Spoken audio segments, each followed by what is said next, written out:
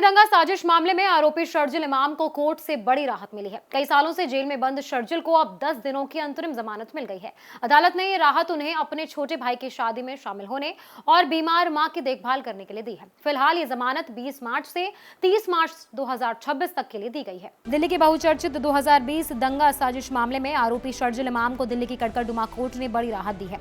Court ने उन्हें 10 दिनों की अंतरिम जमानत देने का फैसला सुनाया। ये फैसला एडिशनल सेशंस जज समीर वाजपेयी ने सुनाया। अदालत ने शर्जिल इमाम को 20 मार्च 2026 से 30 मार्च 2026 तक के लिए अंतरिम जमानत दी है। कोर्ट ने ये राहत खास वजहों से दी है। दरअसल शर्जिल इमाम ने अदालत से गुहार लगाई थी कि उनके छोटे भाई की शादी होने वाली है और उनकी मां की तबीयत भी ठीक नहीं है। उन्होंने कहा था कि परिवार के इस महत्वपूर्ण समय में उन्हें घर जाने की अनुमति दी जाए। अदालत ने इन मानवीय परिस्थितियों को देखते हुए उन्हें सीमित समय के लिए अंतरिम जमानत देने का फैसला किया है। हालांकि ये जमानत केवल कुछ दिनों के लिए है और तय समय पूरा होने के बाद उन्हें फिर से जेल में वापस जाना होगा। गौरतलब है कि इससे पहले भी शर्जिल इमाम कई बार जमानत की मांग कर चुके हैं, लेकिन उन्हें राहत नहीं मिली थी। इसी साल जनवरी 2026 में सुप्रीम कोर्ट ने उनकी नियमित जमानत याचिका को खारिज कर दिया था। सुप्रीम कोर्ट ने उस समय उन्हें स्थायी जमानत देने से इनकार कर दिया था। इसके अलावा पिछले साल उन्होंने बिहार विधानसभा चुनाव लड़ने के लिए भी जमानत मांगी थी, लेकिन उस समय दिल्ली हाई कोर्ट ने उनकी ये मांग भी स्वीकार नहीं की थी। अगर पूरे मामले की बात करें तो शर्जिल इमाम पर 2020 में हुए उत्तर पूर्वी दिल्ली दंगों की साजिश में शामिल होने का आरोप है। इन दंगों में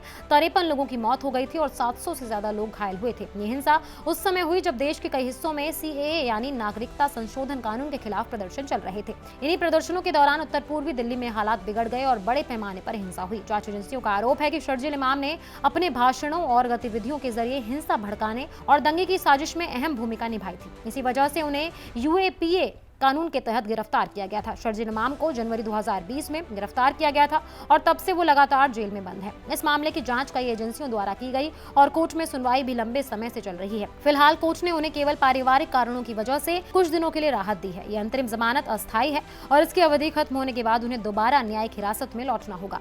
Subscribe now and press the bell icon. Never miss an update.